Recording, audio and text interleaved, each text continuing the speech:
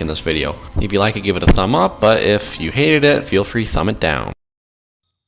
The first thing you want to do when you spawn in as Jason is immediately grab the knives, and as you're grabbing the knives, you want to check your map for the objective spawns.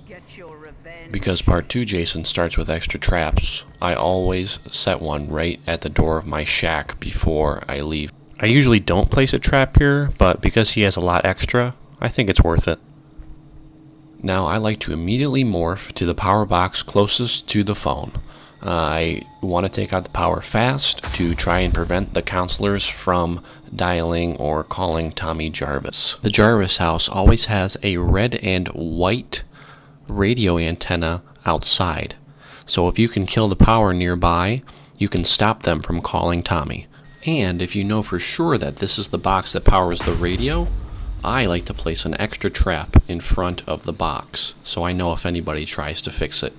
If a counselor dies, they have potential to come back to life as Tommy, and Tommy is the most powerful character in the game in terms of stat-wise, and he can actually kill Jason if he gets a female counselor to help him get the sweater at Jason's hut. Immediately after that, as every Jason you play, you always want to trap the phone box, with some exception. Next order of business is to trap the cars. The yellow car can hold 2 counselors, and the blue car can hold 4. Our first trap goes in front of the engine to stop the battery. So if a counselor tries to repair it, they will be trapped and then you will be alerted. And the second will go on the passenger side gas tank. Right behind the tire is where you want to place your second trap. Once we've laid the groundwork, we are now free to start pursuing counselors. If you ever hear this sound on your killing spree, I did it. Do you see how it's... That's it? We did it. You did it. You can do it. The path to I did it starts at AutoZone. Get in the zone.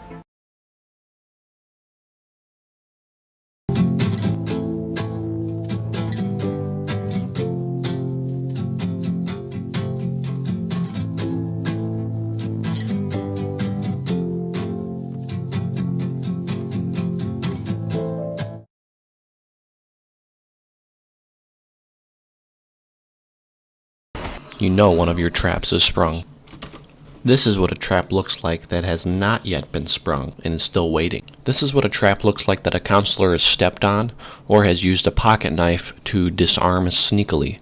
If they do use a pocket knife, be aware that you won't actually hear the trapping sound. This is a way counselors will try to fix objectives sneakily by using pocket knives. Jason's a mama's boy, so above all else, we want to protect mommy's head as much as we can.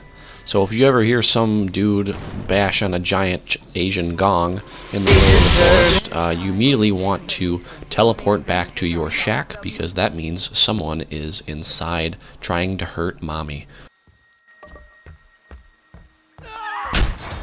So this ain't good. You see these two goons here. One of them's Tommy Jarvis, and the other is a female counselor wearing mommy's sweater, so they are trying to kill me. The first step these bimbos have to do is get my mask off, and then the sweater girl can activate the sweater and pretend like she's my mommy, and then Tommy Jarvis can be a big meanie and smash me in the face with an axe or a machete. Axe and machete are the only two weapons that Tommy can use to kill Jason. So you immediately want to hone in on the sweater girl and try to kill her as soon as possible. Okay, so now let's talk about the best way to kill the counselors. It's not as easy as it sounds. There are a lot of things counselors can do to evade you, like jumping through windows, stunning you, and throwing things out like firecrackers. So you're going to have to get a little crafty if you're going to try to catch some of these counselors, especially the counselors that have a higher sprint and more speed. They can be a pain in the ass. In my opinion, probably the most valuable thing you can learn in the beginning is the shift grab. And what that is, you'll see here is when a counselor gets in front of you, you shift in front of them where you think they're going to be, and then you grab that space to get the kill. This may take some time to master. It's all about the timing. you want to grab in front of them and predict where they're going to be running to get the grab. If you become overwhelmed by a few counselors all ganging up on you and hitting you, it's important to not feel overwhelmed. Although they all may be attacking you, they are wasting a lot of resources and also building up your rage meter in the upper left-hand corner. Rage is when Jason becomes unstunnable and he can pretty much attack the counselors with ease. This normally happens near the mid-game, but if they gang up on you, this bar fills up faster. So it's important to just stop the counselors from filling up the objectives or fixing the phone box. Focus on the one that's fixing the thing and try to slash the other counselors at the same time. And when I say slash, I mean hit them with your weapon a few times to basically get their health down so they are no longer capable of running away. You'll notice that once you slash them down, they start to slow down significantly and they can't fight back as well. If a counselor is ever trying to barricade a door in your face, what you can do is enter combat stance by tapping right thumbstick, and you can actually hit them through the door if they're trying to barricade it. Another good tip, if a counselor is evading you constantly through windows by climbing in and out of them, you can get a quick knife off on them like this, and it'll stop them from going through it, and then you can grab them.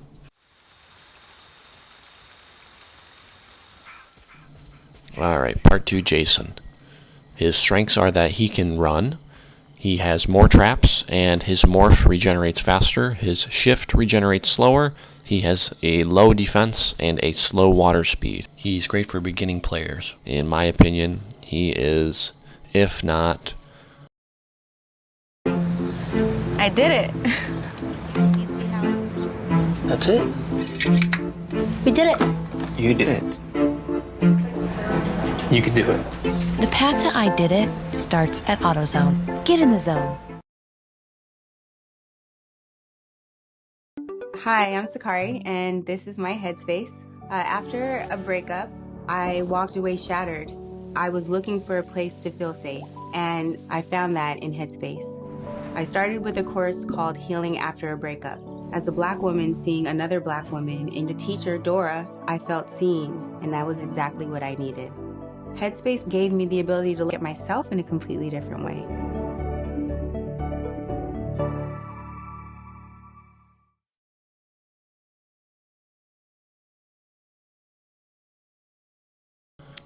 He's one of the best Jasons in the game due to his traps, as well as being able to run. Very good, just overall, because they can keep up with counselors. How you want to play is this Jason. You want to play very defensively. You want to get all of your traps placed as soon as you can, using that fast morph to your advantage. You want to watch out for the boat. If you have a boat that spawns, you want to make sure you're keeping an eye on it.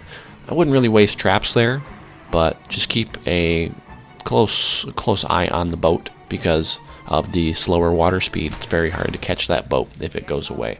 Same for the cars. If they manage to get the cars fixed, it's not very good. You're not going to be able to catch it. Let's just put it like that. Due to his slow shift speed. In general, overall, any Jason you're playing, prevention is the best method of defense, because if they can get into the car, it's a lot harder to catch them, obviously. Part 2 especially, it's very, very difficult to do that. You also want to be aware that part 2 is probably the easiest to stun with a weapon. So a lot of people try to kill part 2 using Tommy Jarvis and the Sweater Girl. So that's why at the beginning of the game I like to place a trap down on my shack, just in case somebody tries to sneak in. But overall, really, really strong due to his traps, and I play him most of the time.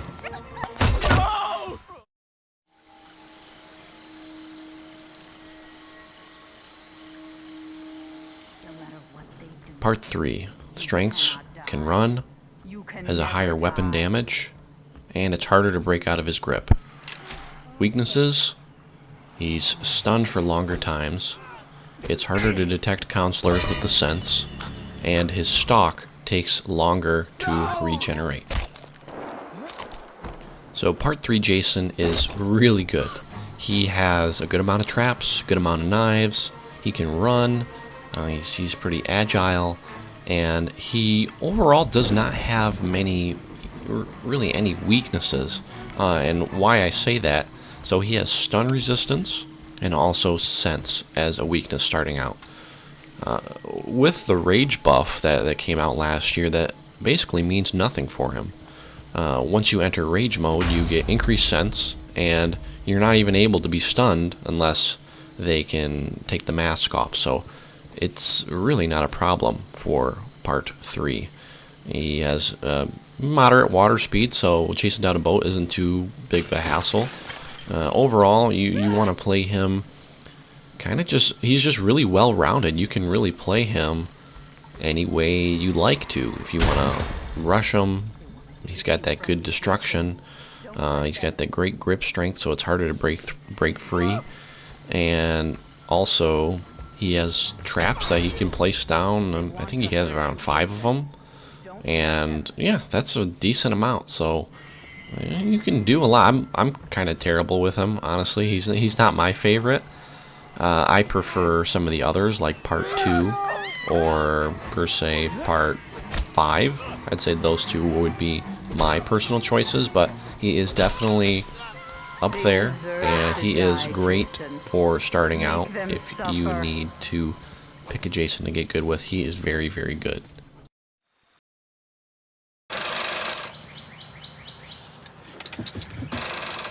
Really? Really? Free testing and charging? And if you need a new one, we've got you. Really? Welcome to America's #1 battery destination, AutoZone, your battery solution. So Wendy's Biggie Bag is all this food for just $5, and we're not calling it the Reggie Bag? Oh, no. What if it's the Reggie Bush? Definitely not. The Biggie #5 Bush? No way. Reggie Bush #5 bag. Oh, no. Choose wisely. Choose Wendy's $5 Biggie Bag.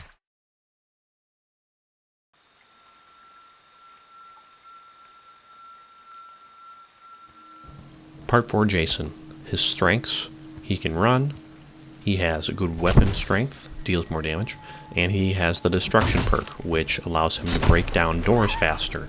Weaknesses: he is slow in the water, he has a slow shift, a slow recharging shift, and he does not have many traps. He actually has a weakness with traps. He is a strong but also flawed Jason. Your best bet playing as part 4 is to just constantly put pressure onto the counselors. Don't let up. You always want to be following one of them and using that destruction skill to your advantage, just getting those doors broken down quickly. You know, obviously you still want to trap the phone. My strategy here that I did is I immediately, instead of going to the phone, I tried to find one counselor as fast as I could, and I just kind of morphed to the center of the map. I just heard the gas splashing sound, and I skipped ahead, but they had already gotten it into the car at this point, so I knew the only place that it could be at was the boat. So keeping aware like this, keeping knowledge just in the back of your head of what's been finished, what's not, it'll let you know, give you a little more information on where the counselor's whereabouts are. You have to be careful though. Due to not having a lot of traps, it's very, very easy to escape him. And when I mean escape, I mean get the car started, get the boat started, because you only have, I believe, 3 traps, and that's just not a lot. So yeah, if you're playing against some decent counselors who tank those traps, you just got to be careful. It's yeah, not my favorite Jason, but he is definitely strong. He has his strengths. He has his strengths and he has his weaknesses. Part 5, or Roy Burns. He's actually not Jason for once. As I like to call him, the man with no life in his eyes. Strengths are throwing knives, stalk regenerates faster, and he can run. Weaknesses are less defense, weaker grip strength, and he has less stun resistance, which kind of makes sense. His weaknesses are kind of more human traits because he is not superhuman like normal Jason. He is really good. He is pretty well-rounded when it comes to everything. He's got good stock, which is really good for doing some sneak attacks, like I'll show here in a few minutes. And he has weaknesses that really aren't weaknesses once he gets into rage, like his stun, increased stun, and also his health being lower. Once you get to rage, again, kind of like part 4, it doesn't really matter at all. One thing though is he doesn't really have too many really good bonuses like part 2 does. That's kind of why I ranked him lower than part 2, because part 2 has the better morph and also the extra traps. Now part 5 here, he doesn't have the negatives like part 2 does. He has a good water speed. He has a moderate shift, a moderate morph, and yeah, overall, I mean, he just does and performs pretty well. And being able to run is a plus. I'd say the Jasons that can run are definitely ranked up above the Jasons that can't. So what you want to do with Roy, similar to how I was saying with part 3, really just go at it however you like. I've just kind of just played normally, where I would trap everything, trap the phone, and I would pick up the knives, and also go just keep an eye on everybody, all the counselors. Another overall Jason tip is to make sure you can take out the other power boxes as soon as you can. Definitely try to get that done early game, because once you cut the power, it increases the fear of the counselors, and that has its own effects too. If the counselors have a higher fear, you can sense them more easily, so that little red glow when you sense, you can see them more easily and at longer ranges. And also their sprint regeneration, so their stamina, it takes longer for that to recharge if they're afraid. So that's always a plus, trying to get those power boxes cut as soon as you can. Really crucial detail here. See this person? They are heading straight towards Jason's shack. I got really lucky and I caught a glimpse of them. At this point I didn't even realize that Tommy Jarvis was called. So this is another thing, kind of what I was mentioning earlier, being aware, knowing where your shack is. There's really no reason somebody would be running out there except for trying to get to the shack. So what I'm going to do is get back there quick and set up a little trap for them.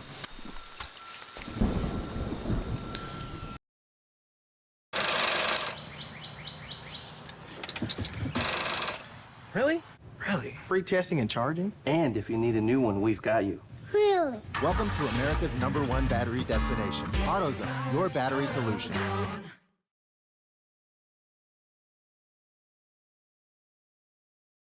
Another thing about stock too, if you're using the stock ability, it's you do not see the little VHS squiggles when you are moving around.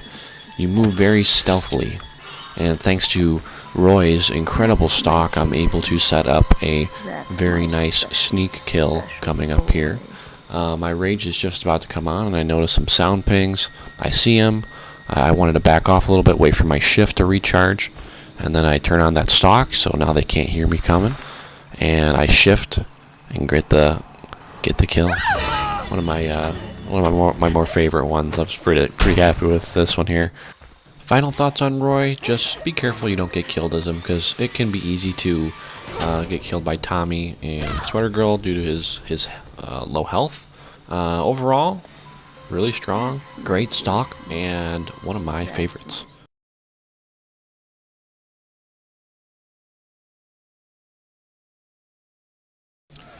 Part 6 Jason. Strengths are throwing knives, sense, and shift. Weaknesses: defense, he cannot run, and his morph sucks doo-doo. He is the first in the Jasons that cannot run. He is overall a little more difficult to play. in my opinion. His shift is fantastic. Really, really good for doing shift grabs. It's one of my main techniques that I use, and also for catching the car. He doesn't have a trap weakness, so you can still trap pretty much everything on the map. Sense is good too early game. If you're trying to track down some people, you can find them pretty easily with him. The one thing though, his morph holds him back big time. It can be really frustrating if you are on very large maps like Pinehurst or just any large map, and two people are doing two things at the same time, like if one person's at the boat and one person's at the phone box. You gotta kind of choose which one you want to go for. That's a really good way to escape this Jason, is just take advantage of that morph. It's super slow, so that's a good strat to fight against him, and something you want to be aware of too. You want to be near the objectives, so you can either shift over there or you can use your morph sparingly to get there. The last thing I got to say about part 6, and it's an overall problem that the majority of the non-running Jasons, well, they all really have this problem. They're easily kiteable, and what I mean by that is because they can't run. You know, they can't really keep up too well. They can only do that little fast shuffle thing they do. So it's really important to be good with your shifts, because counselors like Vanessa will just run laps around you, with Bugsy as well. They'll just hop in and out of cabins and in and out of windows, getting their stamina recharged, and it is a pain. So just be careful about that. That's kind of why I rank them a little bit lower. Hi, my name is Ashley, and this is my headspace. I was in college, and like every other college student, I was extremely stressed out. I found a way to incorporate headspace into my everyday routine. One of my favorite courses is the Managing Stress course with Kay Songa. I never meditated before, but I realized while I was meditating that my stress was going down. I was seeing a change in myself, and I was just overall happier. I liked this Ashley and what I was becoming, so I continued to use the app.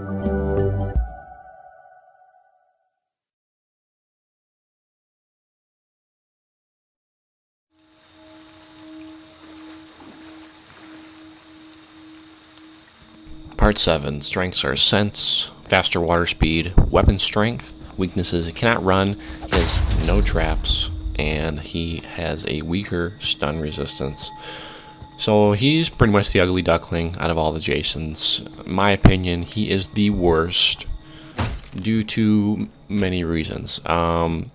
First, you all know how I love my traps. As I've been saying, the traps are really important to me. I love using them.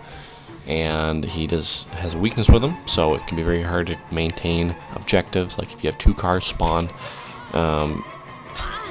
One thing though I'd say is a plus: the water speed. He's the one of the 2 Jasons that have a better water speed. So if someone's let's take this for example. If I'm playing a counselor and I notice there's a boat on the map, but I'm playing against a part 7, I'm just not even gonna go for the boat. I'm not even gonna waste my time, because as soon as I get in that boat, it's over. Like, he's just gonna flip it over. So if a counselor is, ignorant enough to try to go for the boat, it's just a free kill. With part 7, I have the most success. The way I play as him is I kind of just camp around one of the objectives. And what'll end up happening is they'll all try to attack me. They'll try to fix the car. And if I'm just sitting around there guarding it, they really can't do anything about it. That's happened to me many, many times. Is they just don't give up trying to put the stuff in, and I just ended up getting them all right at that point. Normally, I place down a trap in front of the phone, of course. One in front of the car battery, and sometimes I hold on to one, so just in case they do get, say, a car started, right, and I am in, like, let's say they crash the car, I can place that final trap in front of the car door again, so I'll be alerted if anybody tries to make another escape. So that's another little technique that I use.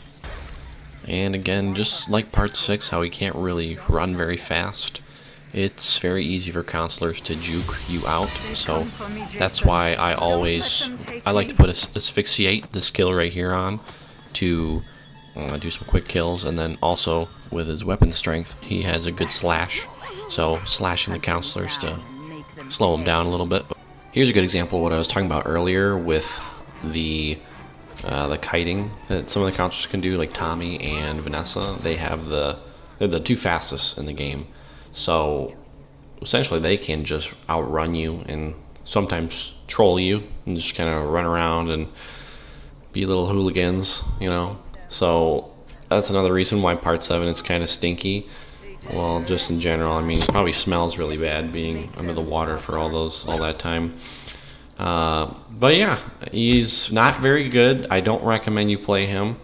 He gets a big thumbs down from me. Alright, moving on.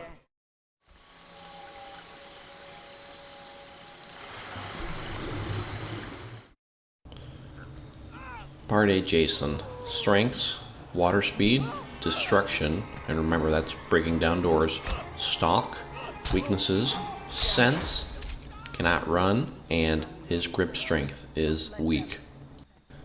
Part 8 Jason is, he's just kind of meh, really.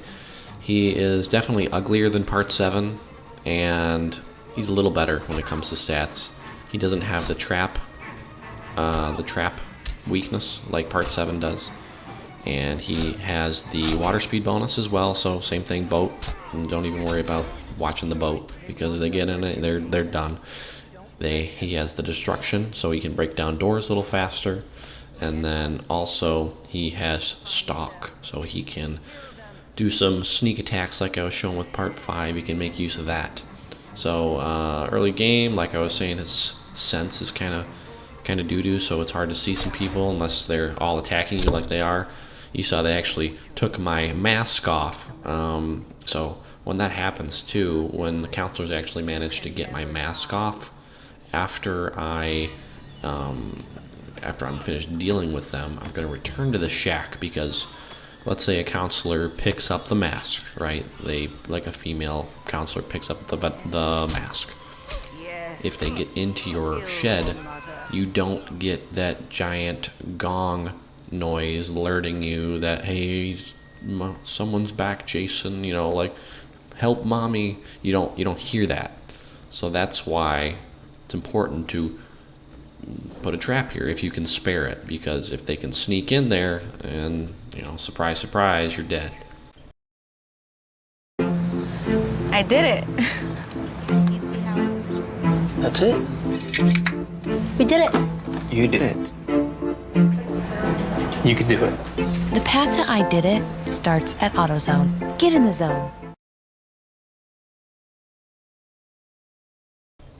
Also, I forgot to mention this. Destruction Jasons break down doors in 3 hits instead of 6. This next part I got really, really lucky on. I was just kind of checking the map, seeing where everything was. I looked at the phone, and then I looked back at it, and I realized in that period of time, the trap was actually triggered. I noticed that they had sneakily disarmed it with a pocket knife because it was glowing red, like I showed earlier. So I got really lucky that I was being aware, like I was saying, situational awareness, just looking at stuff, because that could have been a sneaky phone call. If counselors do spring some traps, if you have some left over, feel free to put another one down just to keep your eyes on it again in case they try to do something sneaky, because if they break the one, they probably have the fuse or they have something that they need to put in there, so it'll make it even harder for them to win the match. This is a perfect example of how I believe Part 8 should be played, utilizing his stalk. I engaged the stalk before I did the shift, so they had no idea I was coming, and you can see they're scrambling, they run into their own traps, and it really get caught on by the element of surprise. I think stalk is probably the most underrated thing in the game. If you can master stalk, like waiting in rooms for people, or just waiting in the woods and walking up on somebody casually, you can get a lot of stealthy kills and just good interactions.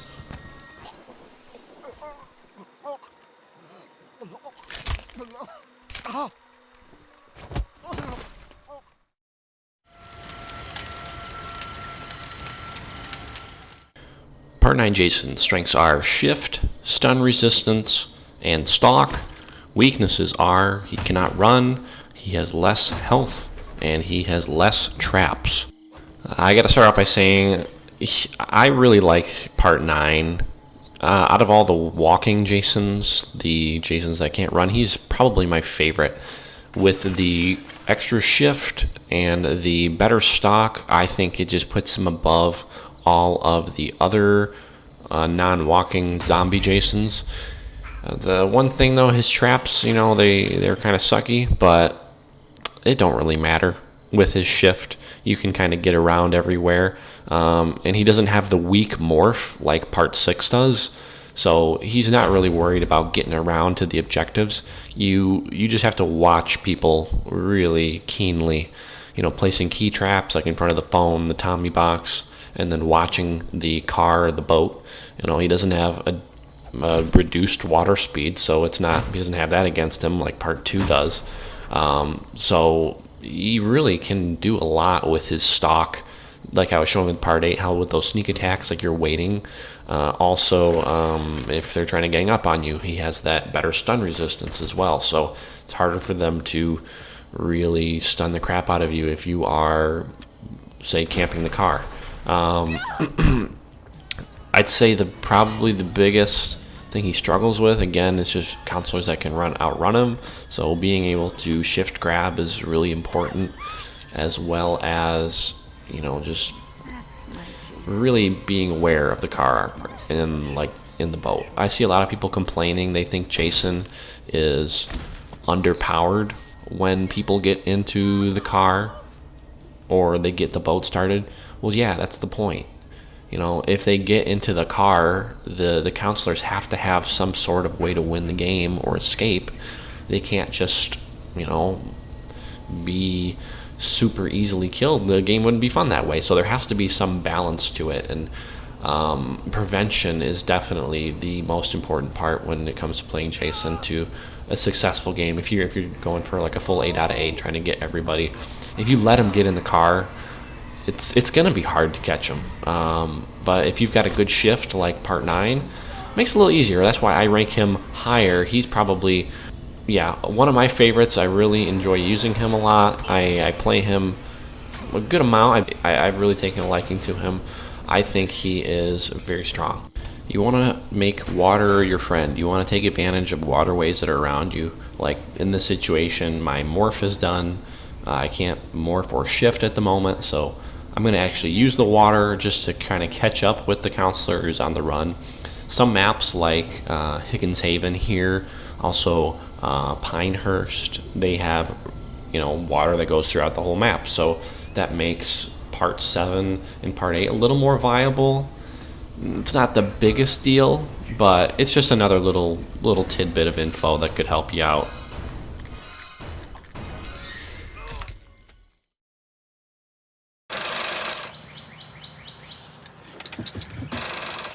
Really? Really? Free testing and charging? And if you need a new one, we've got you. Really? Welcome to America's #1 battery destination, AutoZone, your battery solution.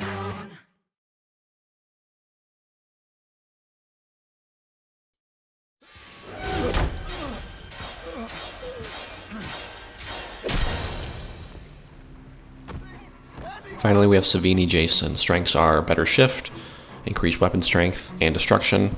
Weaknesses, water speed, he cannot run, and his grip strength is weak. Now, I was hesitant to talk about Savini only because not everybody has Savini. He is a exclusive to the Kickstarter backers, or if you manage to do a profile share on like with a friend or purchasing it on eBay, that sort of thing. That's what I did. I did a profile share. I did an eBay profile share. I wanted to play him and see what he was like, and he's pretty fun to play. I'd say he is definitely the best of the zombie Jasons.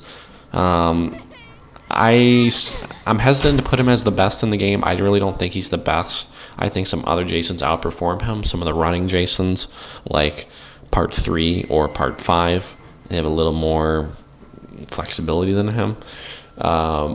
Overall, though, really solid. Doesn't have many weaknesses except water speed. That's the one thing that if you're playing against him, definitely go for the boat. Try and get that boat if you can, and you'll do all right.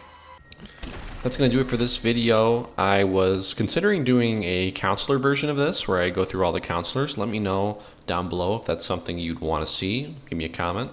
Also, give me your critique too if you think that I missed something in here or maybe something I could have explained a little better. Feel free to let me know down below. I want this place or these videos to kind of be a discussion, a general discussion about all the Jasons and people's experiences. I'm really excited to see what people have to say. So thanks again for watching, guys. Give me a sub if you liked it, and I hope you guys all have a good one. See you later.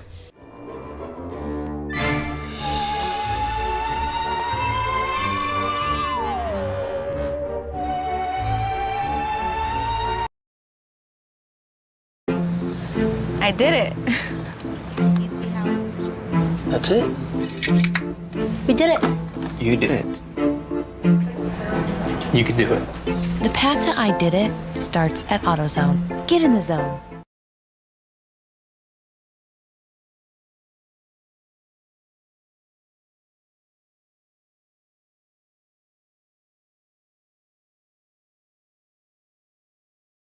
Conoce los nuevos Google Pixel 7 y Pixel 7 Pro con cámaras impresionantes. Con Real Tone, toma fotografías auténticas. Y con Magic Eraser, borra cosas de tus fotos. ¿Ves? Magia. Cambia y llévate el totalmente nuevo Google Pixel 7 hoy mismo. On DVD for my first time. In the years since I've highlighted Friday the 13th in my Monster Madness History of Horror, I recorded an interview of myself for the documentary His Name Was Jason. The nerd video was included in the extras. I also made a top 13 video listing my favorite moments from the series. So Friday the 13th has always been well represented on Cinemassacre. But the only thing left to do is review the individual movies one at a time, which has probably been my biggest request for Monster Madness every year. It'll be hard to do because all the parts that are most worthy to talk about I already mentioned in my top 13 video. I remember the series best for select moments, and I had to cover the Halloween series first because Halloween started the whole slasher craze, and of course I had to do all the great horror franchises from the Golden Age and Silver Age. Slashers would be the Bronze Age. Well, since there's 3 Friday the 13th this year on the calendar, I guess there's no escaping it. Let's look at each of these movies one at a time and see how well they hold up. The first thing I had to do was watch all the movies again to get them fresh in my mind. Now that they're all out on Blu-ray, it couldn't have been more perfect. I love when they get entire film franchises out on a single Blu-ray set. This is a really great package with booklets and a ton of bonus features. It was also very nice to see the Halloween series get the same Blu-ray treatment, where previously the DVD rights were owned by so many different companies that you had no choice but to buy them all separately. So here's what I'll be doing. I'll be reviewing Friday the 13th parts 1 through 5 leading up to this Friday, Friday the 13th. Then give me some time to finish the rest and I'll post parts 6 through 10 ending on Friday the 13th in March. That means the last one will be Jason X. I did it. Do you see how it's... That's it. We did it. You did it. You can do it. The path to I did it starts at AutoZone. Get in the zone. I've already reviewed Freddy vs. Jason and the 2009 version before. Hopefully I don't go too crazy like Joe Bob did. Let's begin. The first Friday the 13th was directed by Sean Cunningham. It takes place at Camp Crystal Lake, which was filmed on a real campground in New Jersey. The actual name of the campground in real life is Nobi Bosco, which is a private property. It's strange that the movie Halloween, even though it was shot in California, was set in the fictional town of Haddonfield, Illinois, which was inspired by Haddonfield, New Jersey. My friends and I used to ride the school bus through that town, and we would always joke to look out for Michael Myers without knowing that the setting of the movie was actually inspired by that town because the producer and co-writer Deborah Hill grew up there. I don't mean to get off topic, but the point is, both Friday the 13th and Halloween came from New Jersey. I guess it's just a slasher kind of state. Speaking of Halloween, it has to be said that Friday the 13th would have never existed without it. And of course there were movies before Halloween like Texas Chainsaw Massacre, Twitch of the Death Nerve, and Black Christmas, but the familiar slasher format with all its cliches first took complete full shape with Halloween. Halloween basically started the whole thing, or made it popular, but here's what Friday the 13th did differently. It put the setting in a campground. The idea of being out in the woods where the killer could be hiding behind any tree became a cliche in its own right. In Halloween, the horror comes to a neighborhood, but in Friday the 13th, the characters are in the woods, out of their home element. Instead of the horror coming to them, they go to the horror. From the beginning, they make it clear that Camp Crystal Lake is a bad place to go. This place is cursed. It's the horror tradition that goes all the way back to Jonathan Harker traveling to Castle Dracula. You mustn't go there. A camp counselor on her way over is told the story of how a young boy named Jason Voorhees drowned in the lake and a bunch of murders happened afterwards. Because of that, the camp was closed down for many years, but now it's reopened and the same kind of murders continue. The characters all act with no care in the world. What the fuck? He could have killed her! The movie does a fairly good job at building an ominous mood. We can feel that something bad is going to happen. And when it does, there are some gory highlights, like when Kevin Bacon gets an arrow through the neck, number 12 in my top 13 Friday moments. The special effects were done by Tom Savini, who was fresh off from doing Dawn of the Dead. Unfortunately, lots of the gory bits were cut short because of the MPAA saying that they would give it an X rating otherwise. It's a shame because Tom Savini really did a good job. Just listen to Joe Bob.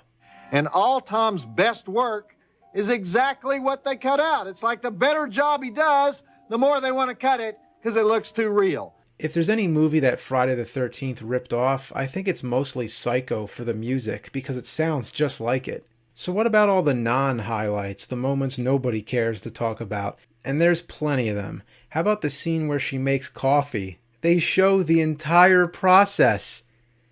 It's true that sometimes in order to make the scary scenes have a stronger effect, you need to have the calm moments, but there's way too much of it. The movie is very slow for the most part, but in the last 15 minutes it picks up. Spoiler alert for those of you who haven't seen it, if you want to be surprised by the ending, stop the video here. Okay, so this is when the last survivor, Alice, meets Mrs. Voorhees, who at first seems to be real friendly, but then she reveals that she's the mother of the boy, Jason, who drowned in the lake. She's the one who murdered everybody for the death of her boy, and even though she's crazy, she at least has a motive that makes her character believable. I mean, still, none of these camp counselors are any of the ones responsible. Look what you... I did it. You see how it's... That's it. We did it. You did it. You can do it. The path to I did it starts at AutoZone. Get in the zone. Did to him? And then she starts talking in Jason's voice, which is real disturbing. Kill her, Mommy. Kill her.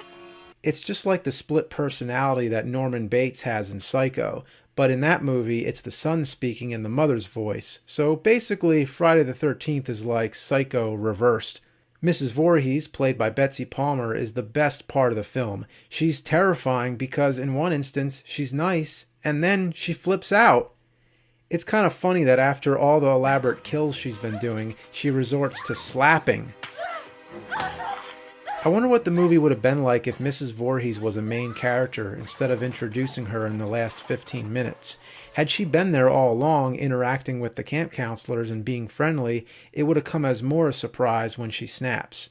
It also must be a big surprise for any first-time viewers who imagine that Jason would be the killer. So then Alice decapitates Mrs. Voorhees. She gets on a canoe, the morning light comes, she's safe, and everything's fine.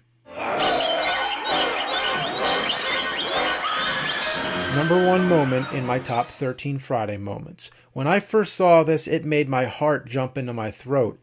I was finally convinced that Jason is not in this movie. And after all, nothing supernatural happens up until this point. The whole film is grounded in reality. After an hour-and-a-half runtime, you think Jason is really dead in this movie, but then this creepy zombie kid jumps up out of nowhere. Even to this day, rewatching the scene and knowing it's coming, I find it very unsettling. Even the music, which is deceivingly peaceful, I find to be deeply disturbing. I think there's only a handful of horror movie scenes that prey so effectively on your senses. But then she wakes up. The boy, Jason. Jason? Why did they piss away the ending like this? It should have ended right when Jason pulled her into the water. Right there, when the camera dips down to the water, that was the perfect opportunity. Fade to black, end it right there, and leave us with that uncomfortable feeling. It would have been perfect, but they blew it. To sum things up, the whole final act with Mrs. Voorhees and Jason is excellent, and there are some good moments earlier, but there's so much filler throughout that I can't really call this a major classic. Even though it started a whole franchise and its sequels outnumber Halloween, I don't think it holds up as well today as Halloween or Texas Chainsaw Massacre do. After all, it doesn't even have the hockey mask Jason that we all know and love. The movie isn't so important for what it is, but for what it started. Following the success of the first Friday the 13th movie, the sequel was rushed into production and released the following year. It was shot in Connecticut this time instead of New Jersey. I think they ought to stick with their roots. Jason is a Jersey guy, you know what I mean? It's a true sequel in a sense that it feels just like a continuation of the first movie, for better and for worse. The same sort of things happen all over again. The tone just feels like the first movie. It moves along at a very slow pace. The production quality is a little better. Supposedly the budget was a little over $1 million, whereas the first one was just over $500,000. The plot is nothing out of the ordinary. A new group of people arrive at the campground and are all killed off. The characters are all new because there's nobody left alive from the first movie, except Alice, and guess what? She gets killed before the opening credits, in her own home. Of course, I'm sure everybody knows by now, Jason Voorhees is the killer in this movie, and from now on. It makes sense to me that Jason would kill her because she decapitated his mother. What doesn't make sense is why he goes around killing everybody else too, but who cares? Maybe it's just a territorial thing. The campground is like his home. Anyway, with Alice out of the way, there's no more recurring characters. Well, scratch that. There's the "you're doomed" guy, but even he meets his demise. It should be said that unlike the Halloween series, there's no Laurie Strode or Dr. Loomis equivalent, no recurring characters to get to know or relate to. I think that's something that's missing that could have made these films better. What I do like is the backstory of Jason, how he drowned in the lake. It gives it more of an urban legend kind of feel. The body was never found, so nobody even knows if Jason was real or not. The campfire scene alone sets the perfect mood. I did it. You see how it's... That's it. We did it. You did it. You can do it. The path to I did it starts at AutoZone. Get in the zone.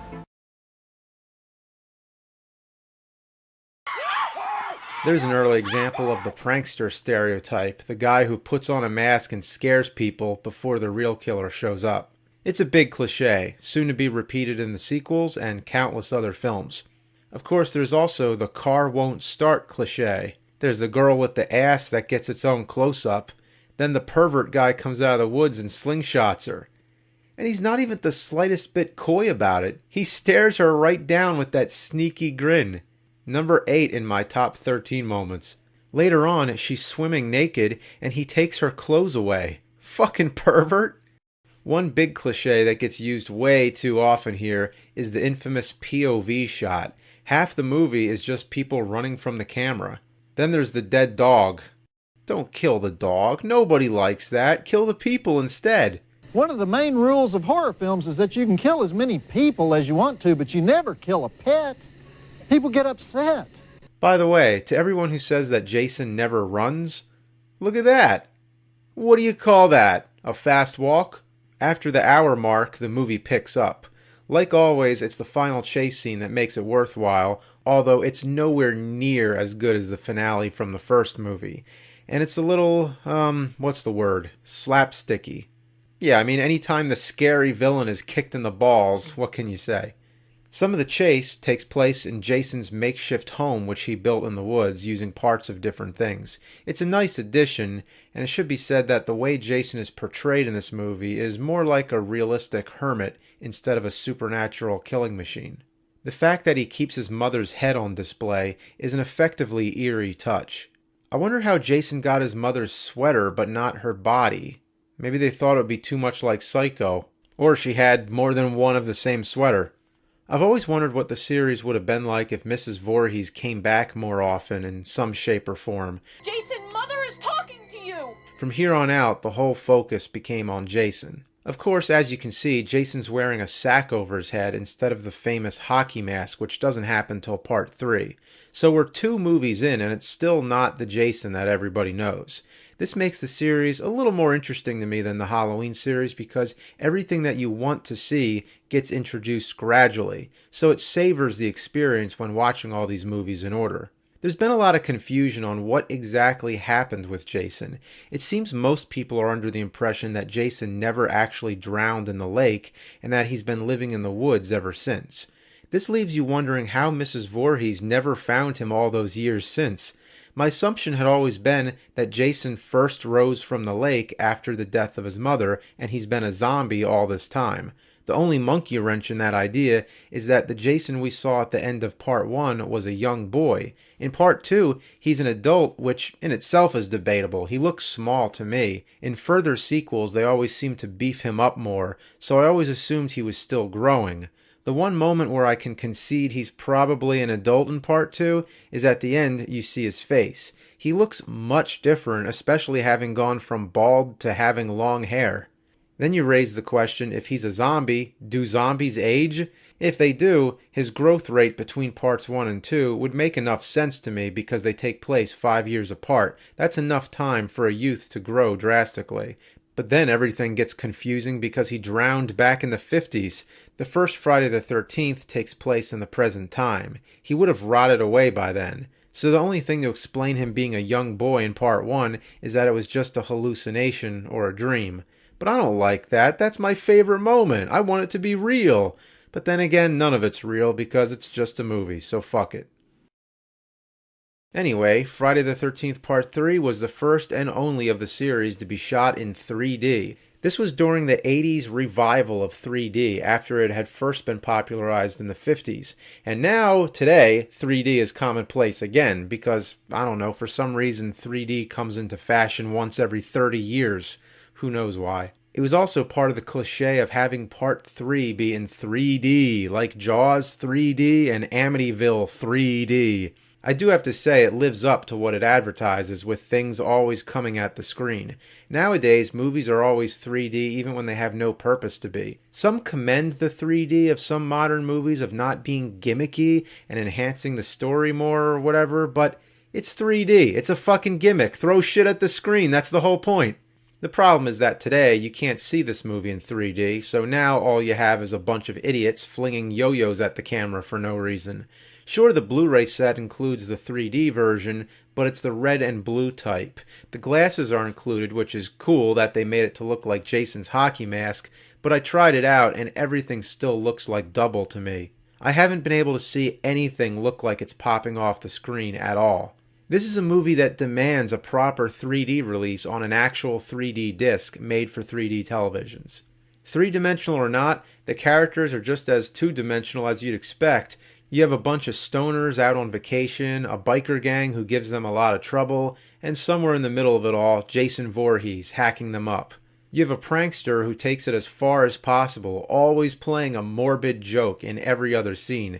You know, if this same movie was made today, is there any chance that this guy wouldn't be played by Seth Rogen? This guy happens to be the one who accidentally gives Jason the idea of the hockey mask, something that really catches on. This shot right here is the first time you see Jason with the hockey mask on. Movie history is made. So for those who want to see the Jason that everybody expects, this is the first movie that has that. Look at him run! There he goes again! Also, this one has greater production quality yet. Once again, the budget was doubled. This time it was about $2.5 million. As a result, it feels a little bit more mainstream than the first two. I think modern audiences might find this one more watchable. I personally find it to be more entertaining than parts 1 and 2. The kills are pretty good. Once again, there's no real reason why Jason kills everybody. I guess he just hates all people. The psycho shower shot is imitated. There's a good Fangoria magazine with Godzilla, have to point that out. The sign in the store says Green Valley, New Jersey, so if you ever wanted to know where the Friday the 13th story takes place, there you go, although this movie was filmed in California. Some of it at Veluzay Ranch, where I've filmed at before. Strange to note that it takes place the following day after part 2. I guess Saturday the 14th didn't sound quite as catchy. How did Jason grow into such a big hulking man all of a sudden? To make things even more confusing, one of the girls remembers being attacked by Jason years earlier, and according to the flashback, it's the same looking Jason that we see now. It's a tendency that the third installments in franchises like to employ retroactive continuity, like Son of Frankenstein, third in the Universal series, and Evil of Frankenstein, third in the Hammer series. The final chase scene is entertaining as always, but again full of slapstick moments. Jason gets beaten up way too much.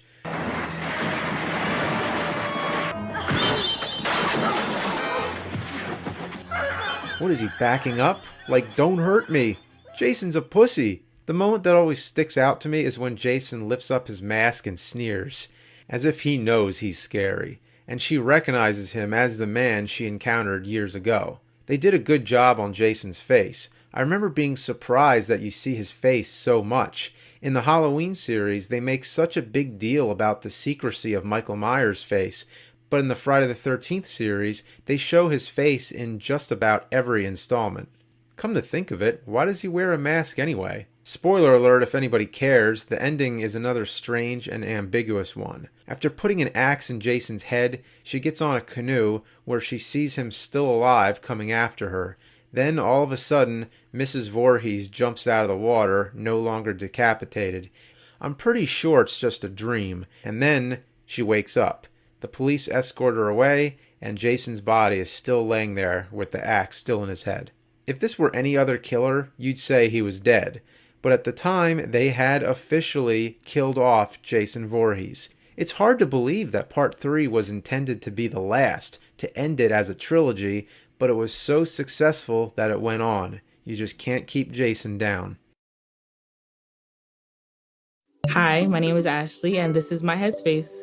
I was in college, and like every other college student, I was extremely stressed out. I found a way to incorporate Headspace into my everyday routine. One of my favorite courses is the Managing Stress course with Kay Songa. I never meditated before, but I realized while I was meditating that my stress was going down. I was seeing a change in myself, and I was just overall happier. I liked this Ashley and what I was becoming, so I continued to use the app.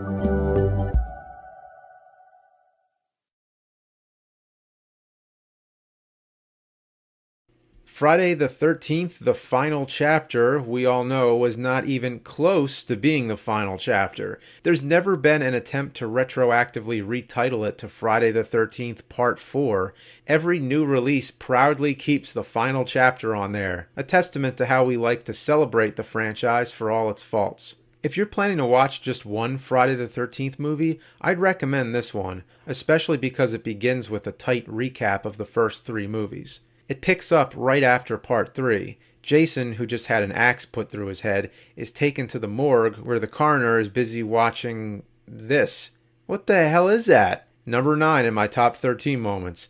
Apparently, it's a real workout video called Aerobicize, the Beautiful Workout. It's just one of those funny moments like in Troll 2 when the characters are watching something ridiculous on the TV. Then Jason gets up and kills the guy. The following day, another group of people arrived to the Camp Crystal Lake vicinity to a cabin they rented. I guess this would now be Sunday the 15th. One of the neighboring houses is where the Jarvis family lives, so there's 2 groups of characters that we follow. In most of these movies, the characters are very forgettable, but here we have 2 that stick out that are somewhat relatable. There's Tommy Jarvis, played by Corey Feldman, who's a kid obsessed with monsters and has a great talent for making special effects. I should mention Tom Savini is back doing the effects for this movie, so this kid is sort of like a young version of Tom Savini. On the other side, you have Jim, played by Crispin Glover, who's kind of shy and awkward, but he tries his best to fit in. He asks a girl to dance, but what he puts on is a metal song by Lion, and he flips out. Number 6 on my top 13 moments. He's a temperamental character. He always loses his shit over simple things. He thinks that's funny. He thinks that's a funny thing he's doing. He's the character who you want to see happy. You want to see him get the girl. There's subtle moments like this that make this sequel better than the rest. We still have Jason going around killing everybody. We'll always have that. But what we don't get that often is characters that we actually care about. It's also not often when one of the main characters is a kid. This helps make it more relatable, and it's funny that he keeps accidentally catching glimpses of naked women. He's just like the average kid who might have seen these movies at a young age, who, just like Tommy, it was their first look into the forbidden adult world. The kills are top-notch in this one. I mean, just fucking brutal. The Tom Savini skills are a welcome return, but it's a shame that the MPAA made them edit so much of it out. The Blu-ray has an entire bonus feature showing all the raw footage from the kills, and it's amazing to see how much of it there still exists and in near perfect quality. One of Jason's early kills is a hitchhiker, and there's no reason for it whatsoever. What did she ever do wrong? Everybody always says that it's the people who have sex are the ones who die, but in these movies that's not always true. Jason kills everyone. The hitchhiker scene sets the tone and lets you know that you're not supposed to take these movies seriously at all.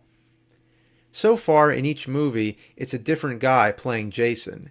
This time it's Ted White, who had a long career as a stuntman. Supposedly he was a stuntman on Creature from the Black Lagoon. I haven't been able to find any more information on that or what part he was in the movie, but I wonder, did he actually play the creature at any point? I've always thought of Jason as a monster from the lake, so if the same guy played the creature and Jason, that would blow my mind. In a couple of the interviews on the Blu-rays, Ted White says that he didn't like Corey Feldman. He said that he was a spoiled kid, a mean little devil, and that's what gave Ted the motivation for his character. He really wanted to get Corey. The final sequence is a doozy, just for the number of things that get smashed and broken. Okay, spoiler alert. Let's talk about the ending. I know it's not a huge surprise, but Tommy shaves his head, I guess to look like Jason or whatever, and then kills him. Yep, all that time it's a kid who kills Jason. No effort was made to explain how Jason survived an axe to the head, but now all they do is more of the same kind of thing. And this was supposed to be Jason's definitive death. Really? Well, to be fair, the special effects help sell it.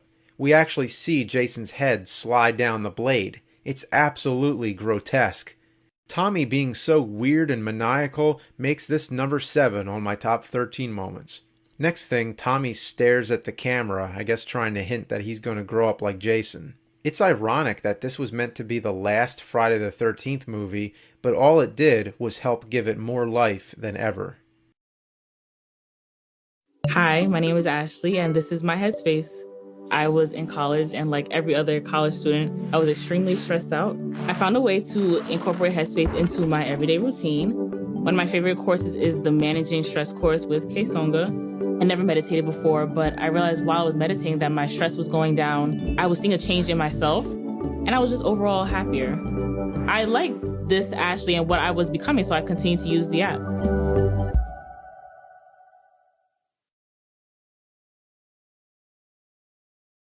Friday the 13th Part 5, A New Beginning, begins with a nightmare scene with Tommy Jarvis, the character from Part 4.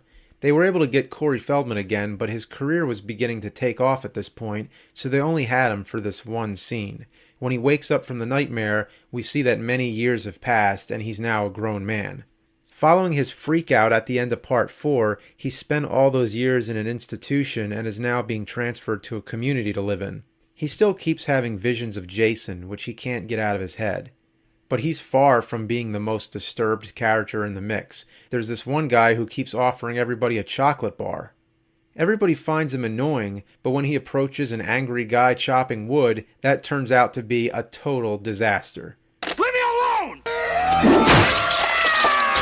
So right off the bat, somebody who isn't Jason commits a murder. It comes out of nowhere, and it's all over a chocolate bar. My friends and I used to laugh about it on the school bus, and that was before I saw the movie and only heard about the scene by word of mouth. Because it's so unexpected and uncalled for, it made number 11 in my top 13 moments. As you can see, the murder happens off screen. You never actually see the axe hitting, and that's the way most of the kills are, unfortunately. Ask me if I'm happy about that. I'm not. Again, that's because the MPAA made them edit so much out. The most effective of all the kills that I think didn't suffer too much is the guy who gets his head crushed against a tree by a belt. The rest of the characters are all crazy. I mean, completely over the top insane. It's kind of like if you took all the characters from Texas Chainsaw Massacre Parts 2 and 3 and put them all together in one movie. There's nobody to relate to. Even Tommy takes a back seat to this flying circus of maniacs. I'm not sure if this was trying to be like a dark comedy or what. There's so much going on, I've even forgotten which movie I'm watching.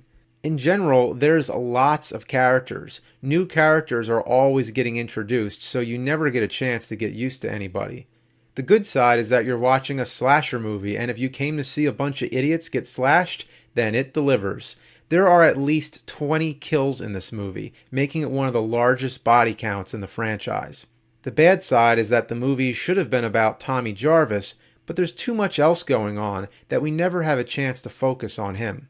It's a shame because he's one of the few recurring characters in the franchises. We need a main character to relate to, and we never get that. Still, I find this movie to be extremely entertaining. I remember it best for individual awkward, funny moments like this. I want to make love with you. Just dreaming of a normal life was enough to keep me going. But I don't even get to have that much.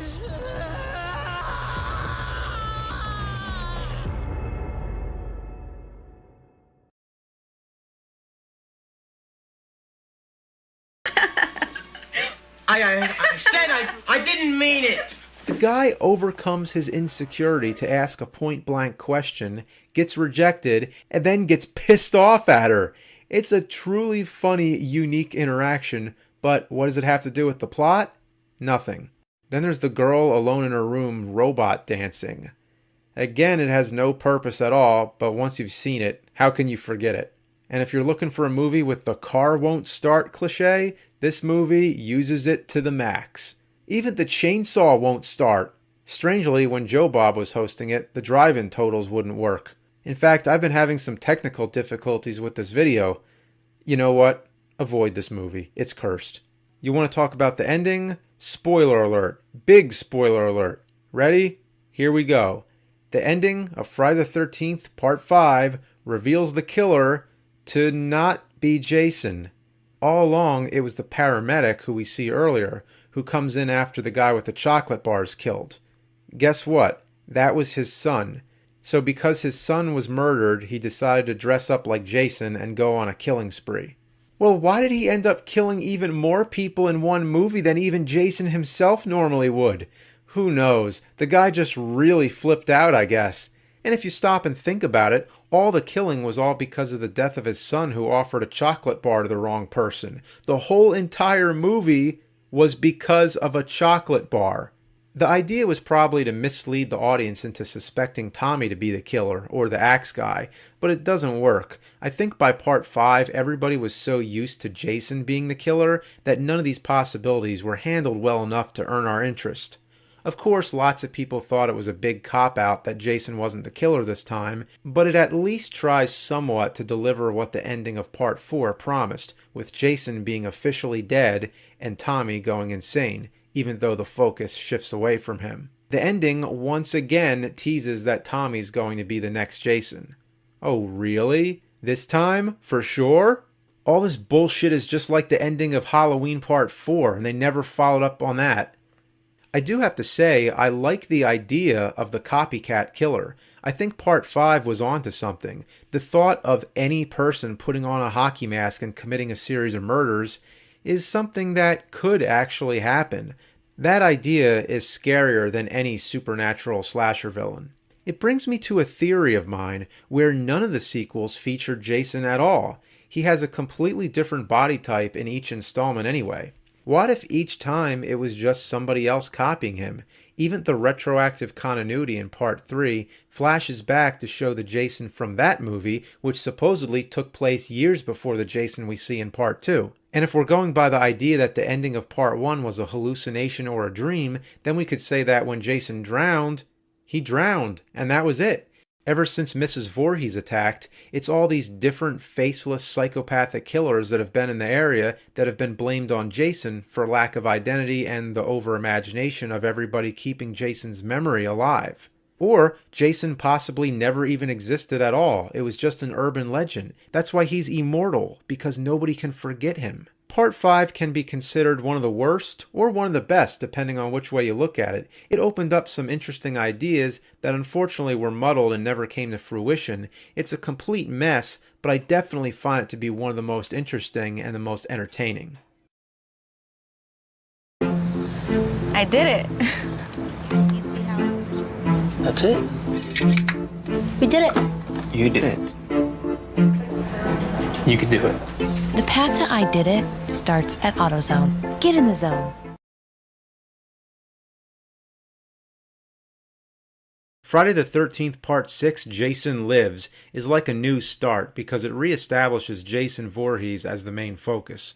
It opens with a full moon and a foggy forest. It's refreshing to see one of these films begin with atmosphere and mood rather than modern exploitation. Thunderstorms and cemeteries never get old. We can thank the director, Tom McLaughlin, for turning to classic horror films for inspiration.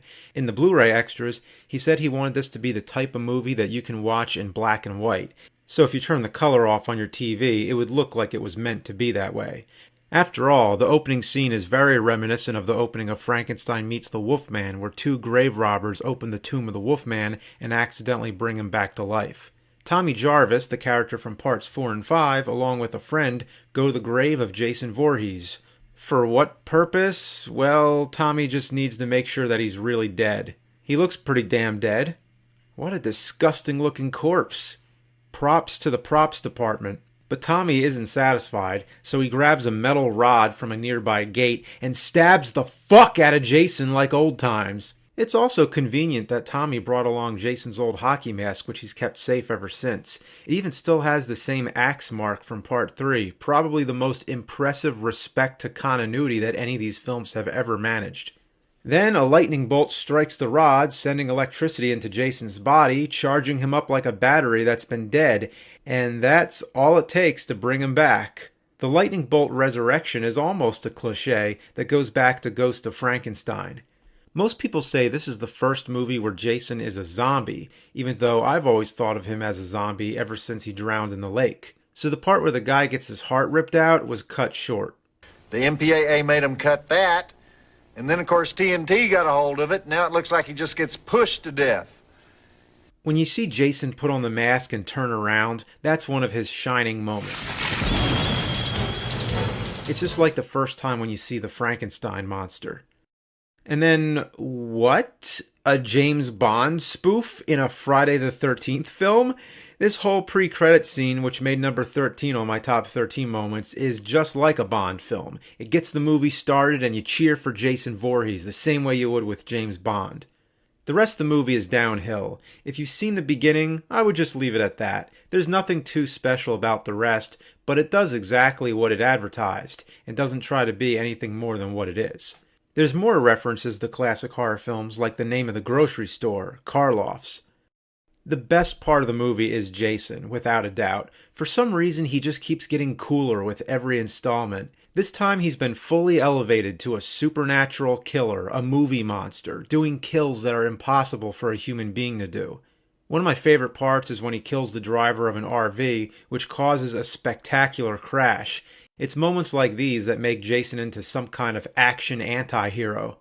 Other minor highlights, there's the cemetery caretaker, who is a great-looking character, though his role is very brief. In the original ending, according to the storyboards, it's explained that he's paid to look after Mrs. Voorhees' grave by Mr. Voorhees. That's right, Jason's dad. Then there's the pissed-off paintball guy. Then I have to point out a sort of editing gag. Does he think I'm a farthead? Why was that necessary? You know what? Anytime I make any kind of statement, I wish I had a crowd of kids saying, yeah! During the kills, you hardly see anything. Aren't the MPAA a bunch of fartheads? You know, that rug, my family had that same rug back in the 80s. Must have been a common rug. That's some pretty interesting trivia, isn't it? One thing that adds to the appeal of Part 6 is that they got Alice Cooper on the soundtrack, which was something that just had to happen. Overall, Part 6 is a fun movie, as long as you don't expect much from it. It's very self-aware with humor spread throughout. It can be considered fresh because how it invigorates Jason, making him more badass than before, and it has a bigger budget, about $3 million, and more polished look than the previous installments. But it can also be considered stale because it's very formula-based, it doesn't do anything new or interesting with the story, and maybe that's because it's Part 6 and there wasn't a whole lot left to do.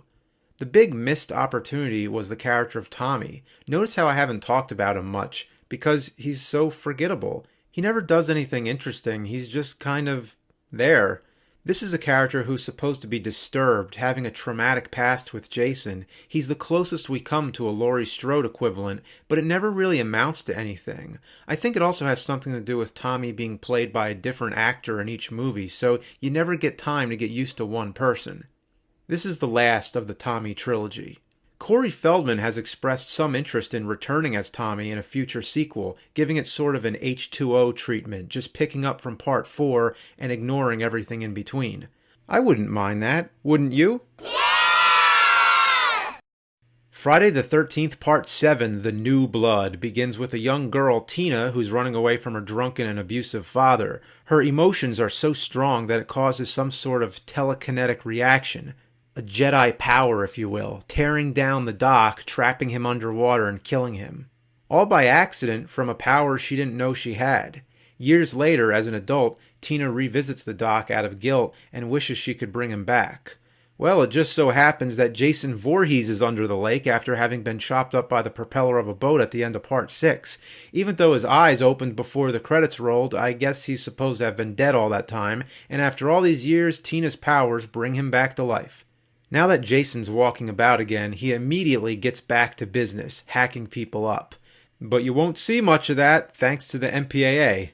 Luckily, you can see all the deleted gory bits on the Blu-ray extras. The image quality sucks, but it's better than nothing. Isn't it a shame to see Jason pick up a giant weed whacker, or whatever kind of power tool this is, and build up to an amazing kill, only to cut away and not show us anything? Here's what you missed. Then there's the sleeping bag kill, which is one of Jason's funniest kills ever. In the final edit, you only see him smack the body against the tree once. Just once. But if it wasn't for the MPAA, it would have been several hits. The worst cut of all was when Jason squishes a guy's head. You see nothing, but originally there was this awesome special effect. Oh, man! Ugh. The movie suffers from the same usual thing. You don't care about anything but Jason. As far as the other characters are concerned, there's Tina, who we already mentioned. Then there's, nobody else worth mentioning, except maybe this geeky girl who reminds me of the boy-crazy Irma from Ninja Turtles. Let's get back to Jason then. He's played by Kane Hodder for the first time, the only guy who had the balls to play Jason more than once. Since Jason is a role that requires a lot of stunts, it always made sense to use actors who can do their own stunts. He gave Jason a little more personality, like he's fucking pissed off all the time. Also, it's the best looking Jason of the whole series. The way he looks in this movie is just like he's been through 7 movies. Part of the mask is broken off, his clothing is all ragged, and you can see parts of his bones underneath. I also like how you see him in water more often, reminding us that he's a creature of the lake. There's even a little tribute to Jaws. That right there has got to be the shot they used for the cover of the NES game. Come to think of it, when I first became aware of Jason, this must have been the current movie. This makes it the Jason of my generation. The last 15 minutes is fucking awesome. You just have to wait through a lot of bullshit to get there. What we get here is a battle between Jason and Tina using her telekinetic powers. It's like Luke Skywalker against Darth Vader, or even better, as the director John Carl Buechler described it, it's Carrie versus the Terminator. It's one of the best sequences in the whole series, number 3 in my top 13 moments.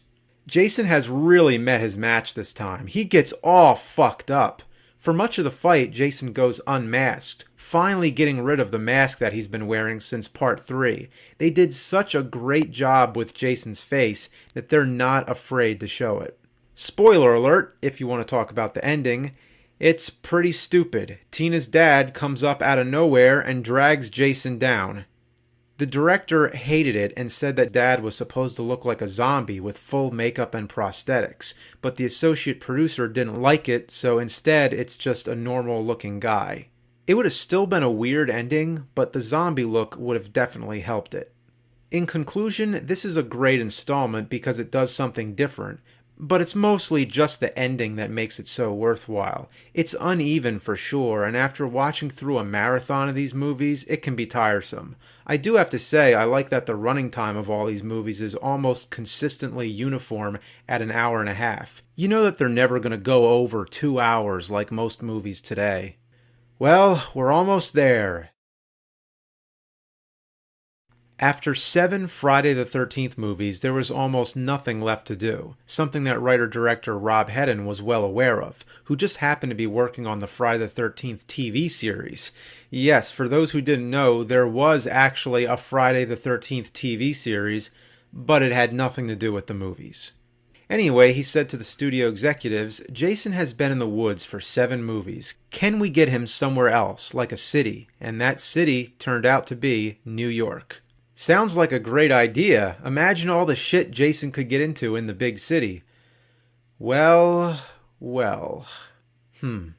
It begins with a guy and a girl on a boat. The guy just happens to be telling her the story of Jason, just as the boat happens to be cruising over Jason's corpse, dragging an anchor over an electrical cable and electrocuting him back to life, just like in part 6.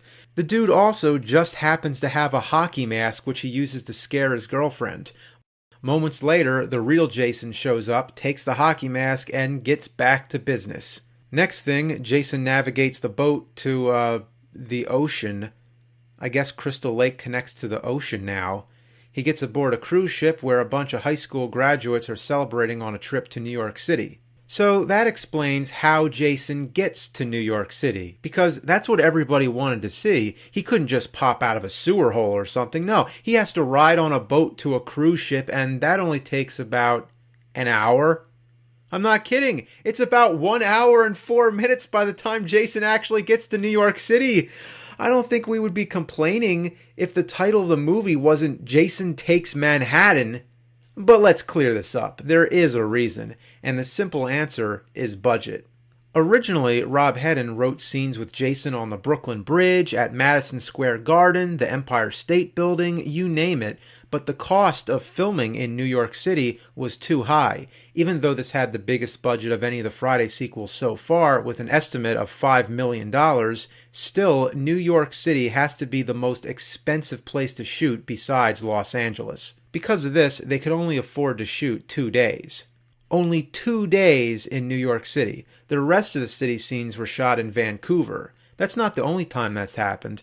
When Jackie Chan was shooting Rumble in the Bronx, they did the same thing. They shot Vancouver for New York City. Not because it looks anything like it, but just because it's a hell of a lot cheaper. But even with most of the city scenes in Vancouver, still the majority of the film is on that damn boat. When they finally do get to New York City, you're like, thank God. One of the 2 days, they were in Times Square, and while they were filming, Kane Hodder never broke character as Jason. People on the street would cheer for him, and he would just silently stare at them. Imagine how awesome that would have been to be in Times Square and see Jason. Also, I have to note, you can see the advertisements for Tim Burton's Batman. This was released in 1989, the same year, so it had quite the competition. As always, there's no rhyme or reason why Jason does the things he does, but now it's gotten to the point of comedy. He has a rage going on. He's legitimately pissed off. He could have killed any of those people, but instead he kicks the stereo, just because it was in his way. Number 4 on my top 13 moments. There's another really funny moment that got cut from the final movie where he's on an escalator and pushes somebody out of the way. Moments like these are better than any of the kills, which were all compromised by the MPAA like usual, except this time it's probably the worst yet. For example, after Jason throws a girl into a mirror, you would have seen her body with glass shards sticking out. That was cut. The only kill that still is worth a damn is when Jason punches the guy's head off. Number 10 on my top 13 moments. But what I didn't mention before was all the senseless punching leading up to it. He tries punching Jason over and over and over again. It drags way too long. Originally, this scene was supposed to be shot in Madison Square Garden, but now it's just a nondescript rooftop. The final girl, in an attempt to make her character more complex, had a traumatic experience when she was a kid. Her father was trying to force her to learn to swim, but while she was underwater, she saw Jason, who was a young boy. In the beginning, they say Jason drowned 30 years ago. I wonder if that counts the time it took Tina to grow from a young girl to an adult in Part 7. Who knows? Not to mention the geographical mess with Crystal Lake now connecting to the ocean. But after all that, they still remember to give Jason a second hockey mask since the old one was destroyed in Part 7. They got that right, but why does it still have the same axe mark? Spoiler alert, if you want to know what happens at the end.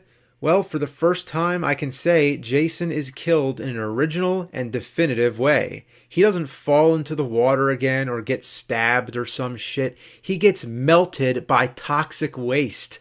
The special effects could have been a little better, but at least they finally did something interesting. Overall, this is one of the worst installments in the series, if not the absolute worst, with shitty characters and weak kills. And when Jason finally gets to the city, it gets good for a little bit, and there are brief highlights, but the first hour on the boat kills it. It was the 90s, an age when heavy metal and slasher movies took a back seat. It was a boring time. After having burned out on the 80s excess, there was nothing left for the 90s to do. I even remember firsthand seeing a newspaper ad for Jason Goes to Hell, and one of my friends commented saying, "I'm so sick of that." Everybody knew the deal by now. So Paramount sold the rights to New Line Cinema, and even New Line considered this to be the last. Come on, really? Remember what happened with Part 4? You're gonna pull that shit again? At least this time, it was the last movie for a while. 9 years until Jason X. The director of the first movie, Sean Cunningham, returned as producer this time. It seemed significant in the same way John Avildsen returned to direct Rocky V, but even that wasn't the last. It begins with a girl taking a shower, which turns out she's deliberately trying to lure Jason out into a war zone of FBI agents who unload everything onto him and blow him the fuck up! This would have been the best ending to any of these films, but instead, it's the pre-credit sequence. His remains are taken to a secret government facility where the coroner tries to do an autopsy on the little of him that's left. And then this happens. Yeah. By the way, one of the security guards is Kane Hodder, who still plays Jason as well. Then the coroner begins killing people. We can already come to the conclusion that Jason took possession of his body, but they don't offer much explanation. Almost immediately, a bounty hunter is hired named Creighton Duke, who's the only guy who knows what's really going on with Jason. He's the closest you get to a Dr. Loomis type character. From this point on, Jason keeps killing people and switching bodies by transferring a worm-like creature into them. So I guess this worm is the actual Jason. This kind of stuff turns the mythology of the series completely upside down. It's like in Halloween 6 when they tried to give Michael Myers a reason and it got really fucking stupid. Jason Goes to Hell came out before and did a better job, but that's not saying much.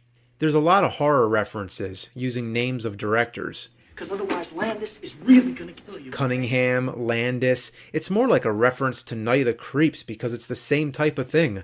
What's the C stand for? Let me guess. Corman University? But here's one that's unexpected. The Necronomicon makes an appearance, the one from the Evil Dead movies. The book from Evil Dead is in this movie. They conclude that only a relative of Jason can kill him, so apparently there's other Voorheeses that we never knew about. Even more confusing, if he transfers his worm thingy into one of the family members, they become the real Jason, regenerating his original form, hockey mask and all. I still can't make out what the hell is going on. Every time I watch it, my brain shuts down, and apparently all of a sudden there's some kind of magic dagger which his relatives must use to kill him with.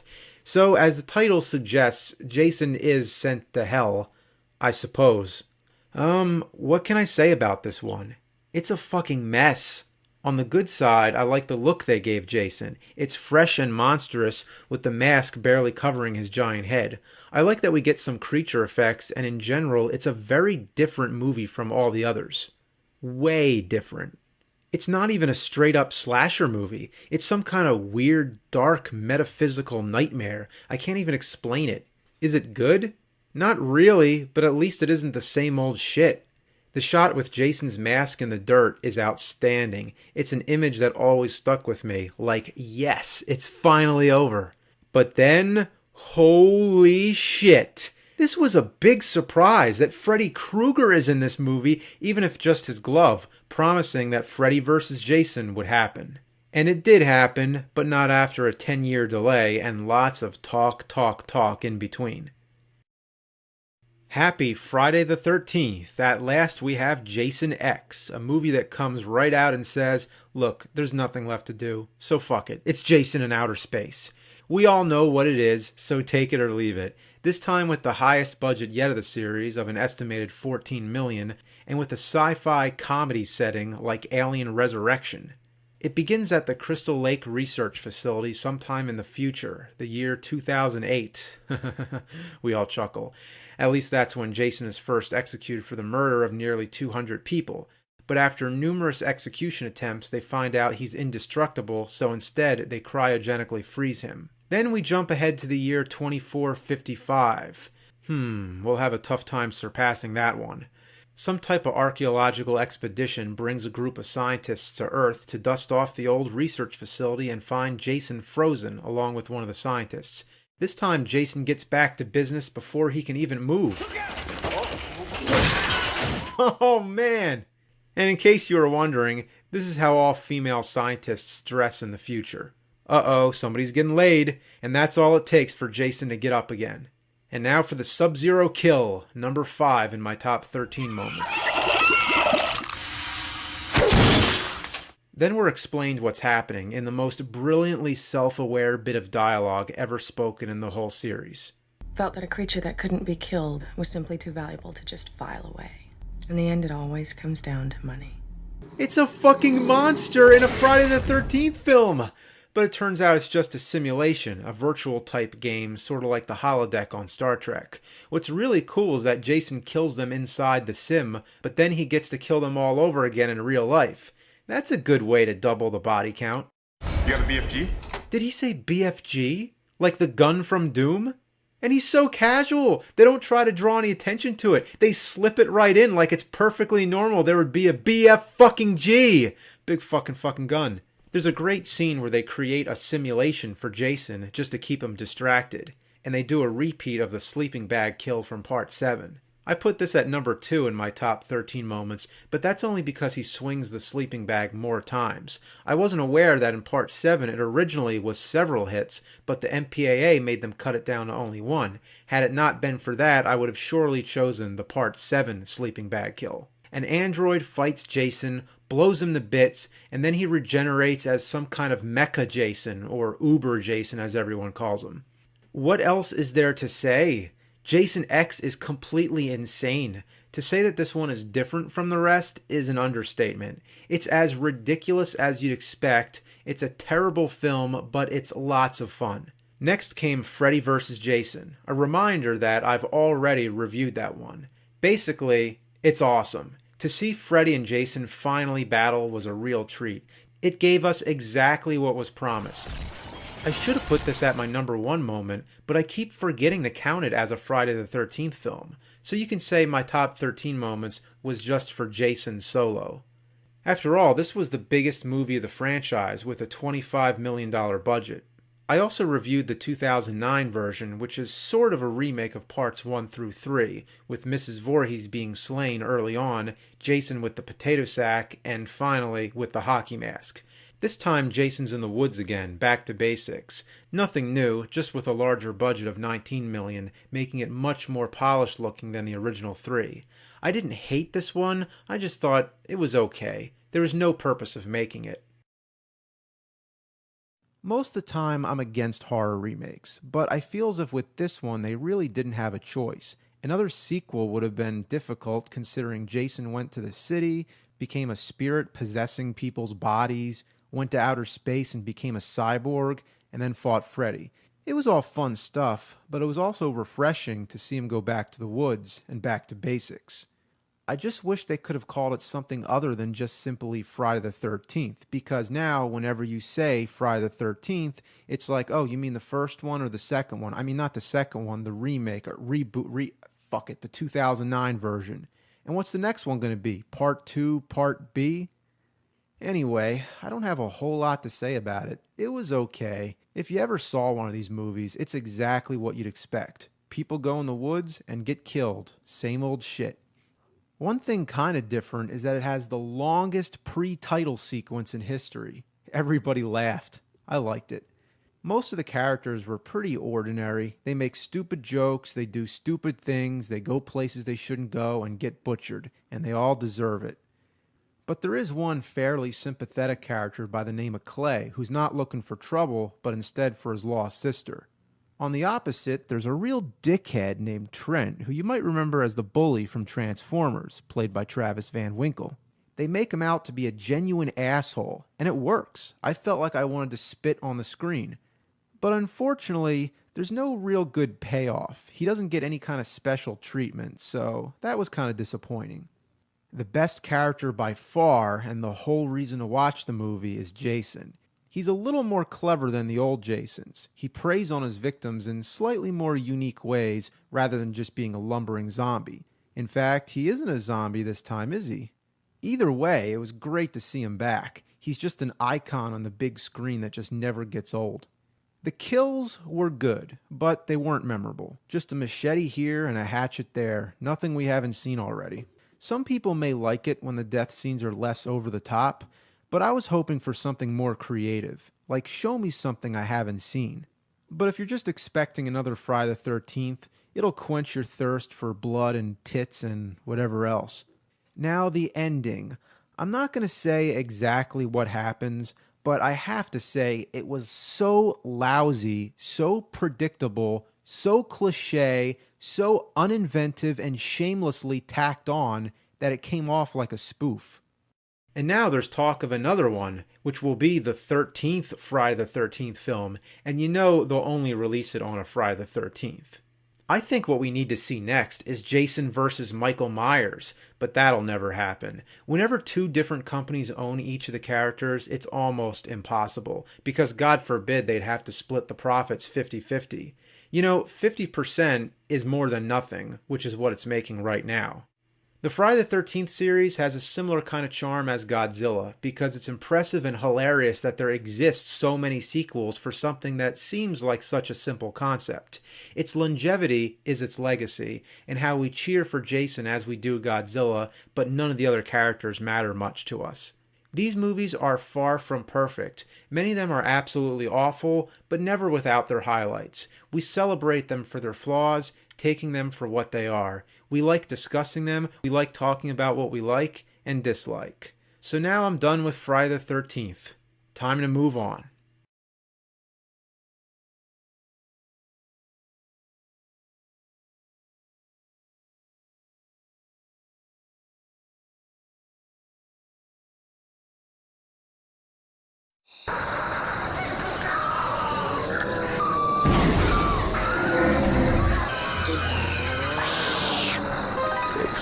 Massacre's Monster Madness. The horror genre is a genre that's made up of traditions, certain story elements that always repeat. People go out to a cabin, bad stuff happens, people die, and there's one girl left running for her life. We've seen it all before, we get it. But every now and then, there comes along a movie that's self-aware and pokes fun at the genre, acknowledging that audiences are smarter than that. Cabin in the Woods is that kind of movie. It's a fresh take on a very old and tired concept. A bunch of college students take a trip out into the woods and stay at a cabin. The characters are all stereotypical. They fit every archetype of the genre. The good girl, the naughty girl, the jock, the nerd, and the pothead. So at first it seems the movie's really stale, but then it starts playing some really fun games and you realize the stock characters are all intentional. The less you know, the better. I would suggest going into this movie with as little expectations as possible.